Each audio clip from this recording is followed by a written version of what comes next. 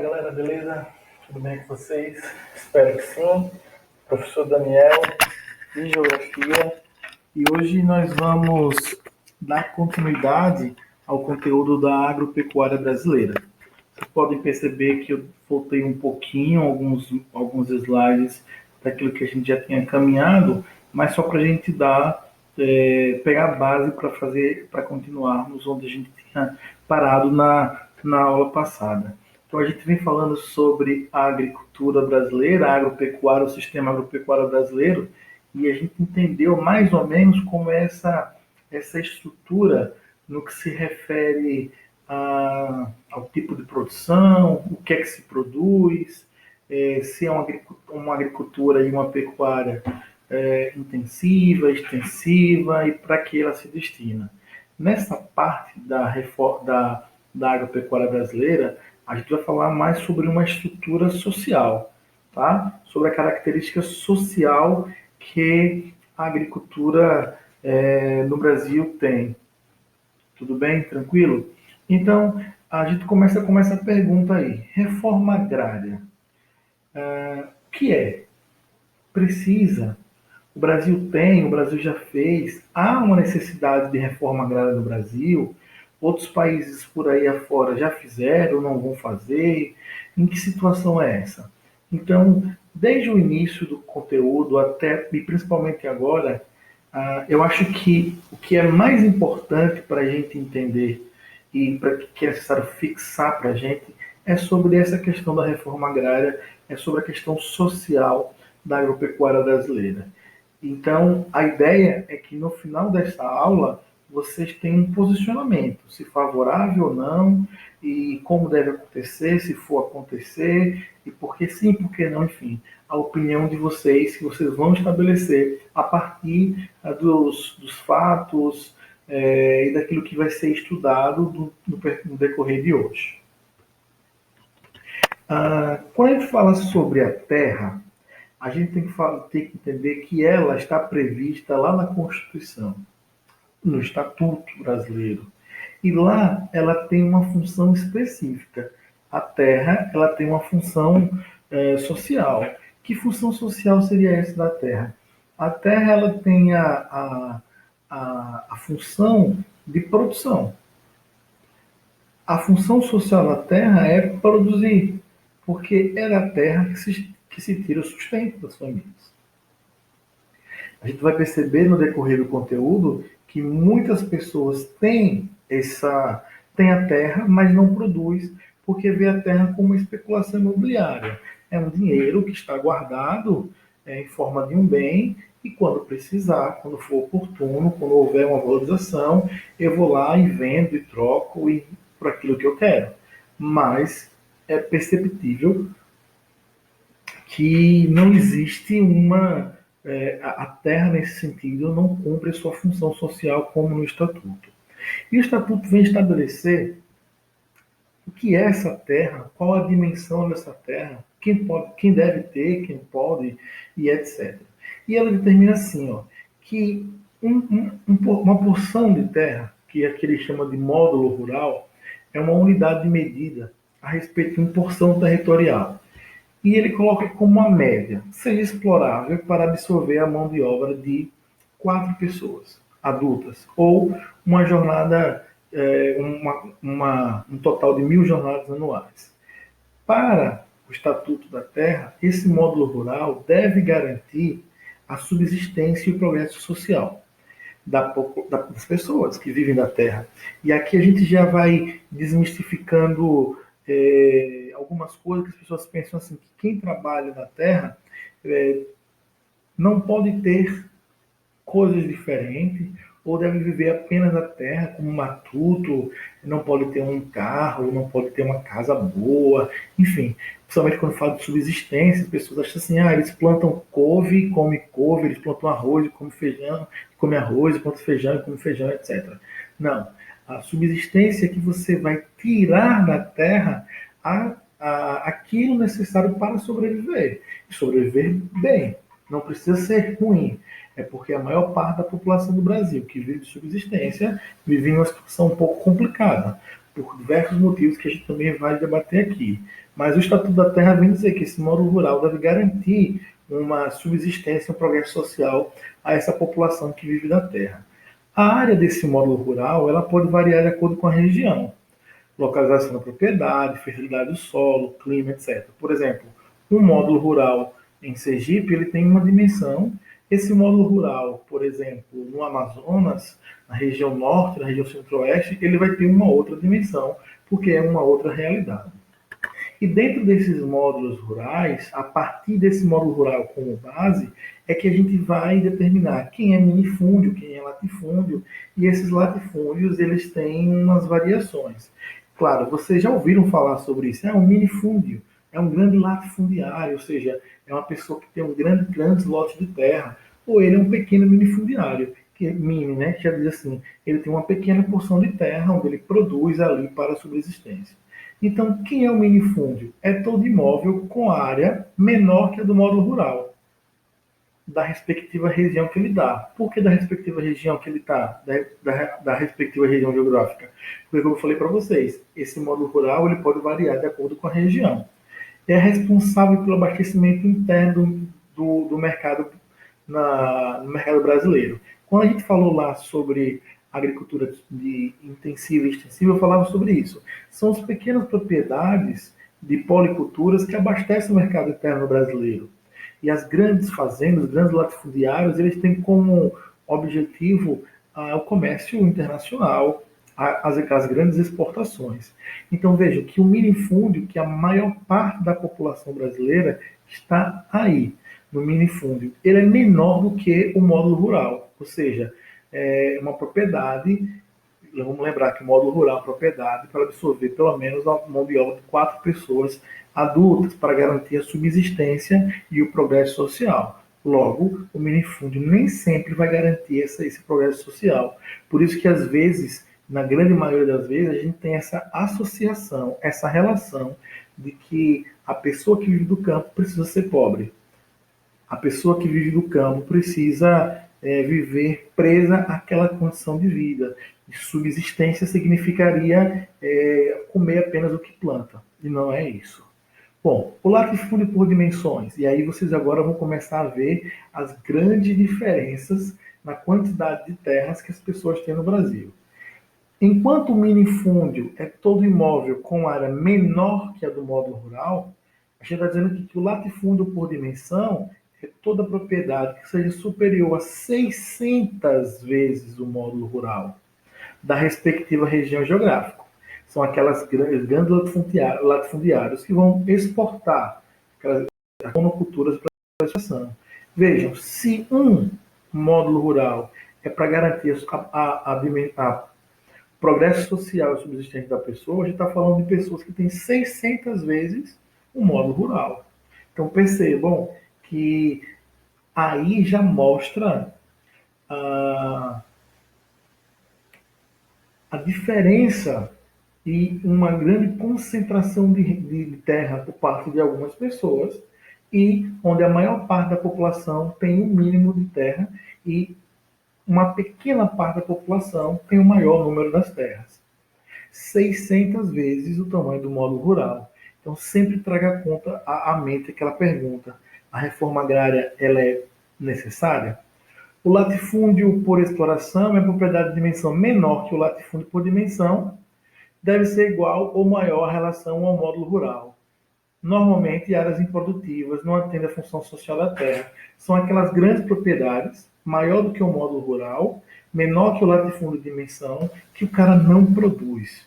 Ele atende à especulação imobiliária, aquilo que a gente já vinha falando. Está lá guardado, quando ele precisar, ele vai vender e pegar aquele dinheiro, investir naquilo que ele quiser, mas ela não atende à função social da terra. E a empresa rural é uma propriedade, são propriedades rurais exploradas economicamente e tem área de um módulo rural e até 600 vezes o valor e abastece a agroindústria. Então, essa é a divisão social das propriedades no Brasil. Ou a pessoa tem menos do que o módulo rural, ou a pessoa tem até 600 vezes mais do que o módulo rural. Ou, e para produzir, claro, ou não como apenas especulação imobiliária, não respeitando a função social da terra. Então, sempre traga à memória, reforma agrária é necessária? Aqui um mapa sobre a estrutura fundiária, né? A partir da concentração de terra, a gente vê onde é que tem a maior concentração das terras produtivas ou não. Depois vocês olham com um pouco mais de atenção. E essa divisão errada, ou errada talvez não seja a melhor palavra, mas desigual, seria a palavra mais adequada, das propriedades, faz com que haja diversos conflitos. E aqui nós temos 4 personagens principais desses conflitos: os poceiros, os grileiros, os donos de terra e o MST. E a depender da região, tem garimpeiro, a depender da região, tem índio e assim por diante. Quando fala de MST, a gente tem, grande parte da população tem um certo repúdio por aquilo que a mídia transmite sobre o grupo e também por aquilo que muitas pessoas que fazem parte do grupo acabam transmitindo para a sociedade. Mas o MST, diante de suas conjunturas históricas, ela foi fundamentada em 3 grandes pressupostos. Tá? Quais são esses pressupostos? Ter a terra, a partir de uma reforma agrária, e fazer mudanças gerais na sociedade. Veja que o grupo, quando ele surge, ele não tem uma ideia apenas de ter a terra, mas ele queria uma mudança para que houvesse uma maior igualdade entre as pessoas e que todo mundo tivesse acesso à terra para que a terra pudesse produzir. Durante o milagre econômico, o milagre econômico, coloquei entre aspas, porque foi o período que a gente mais se endividou, na década de 70, diante da mecanização do campo, que o governo militar promoveu, a luta pela terra ela vai surgir. Mesmo que ela já começava antes da década de 40, com a pastoral da terra, então a luta pela terra começa junto à igreja, é um grupo de pessoas que eram minorias, que a igreja começou a acolher. Imagine que na década de 70, o campo começou a ser mecanizado, houve uma concentração fundiária e as pessoas que moravam no campo não tinham como sobreviver lá, não tinham como disputar. E elas acabavam sendo expulsas da sua terra ou precisavam vender porque não conseguiam competir, e aí eles morariam nas cidades como eles não tinham emprego, uma formação educacional, etc., desempregados, haveria favelização, todas aquelas consequências do êxodo rural que a gente já estudou.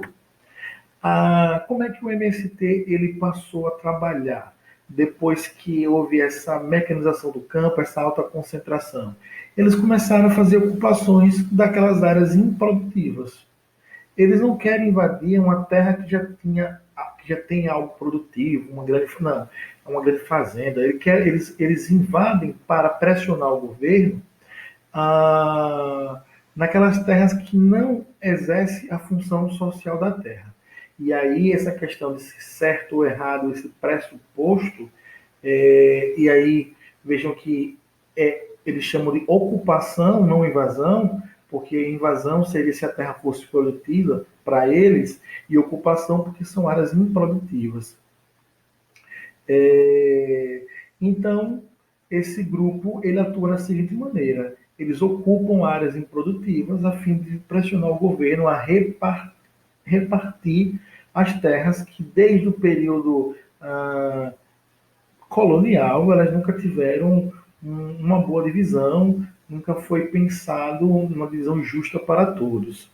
Hoje o que a gente percebe é que o movimento está associado a grupos políticos, como todos os outros movimentos.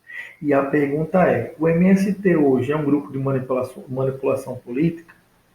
Será que realmente lá as pessoas precisam? Ou existem aquelas que precisam, mas também tem aquelas que não precisam ou já têm aquilo e aproveitam dessa causa para ganhar e etc. E aí essa análise sobre o grupo e sobre a sua forma de ocupação fica a critério de cada um, evidentemente. Bom, com relação à posse da terra, a gente tem que ver o seguinte: quem é que tem a terra? Lá em 1850, a gente já viu isso, a lei de terra dizia: tem a terra àquele que tem o poder de compra. E naquele período, 1850, onde grande parte da população era escravizada, só tinha alguns senhores de fazenda que eram o dono de grande parte das fazendas, das terras, e outros servos, outros funcionários, etc. Quem tinha o poder de compra eram os grandes donos de fazenda, e até hoje quem tem o poder de compra são aqueles ricos. Então o pobre não tem a condição de comprar a terra. Mas dentro dessa conjuntura da posse da terra, surgem alguns personagens que a gente viu lá no início. Os poceiros e os grileiros são personagens interessantes.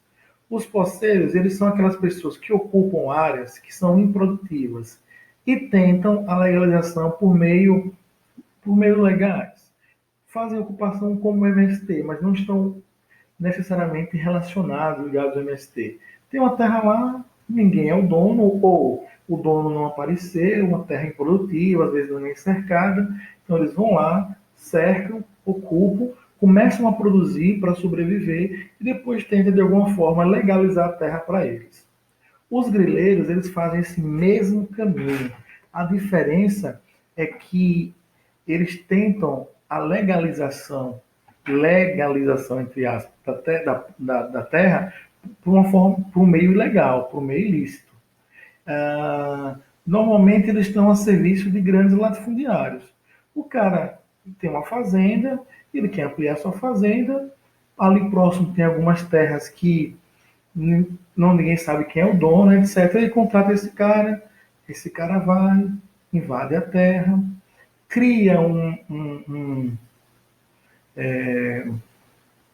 uma certidão, um documento, a escritura que aquela terra é dele, e depois repassa para esse dono de fazenda. E por que esse nome Grileiros? É porque existe um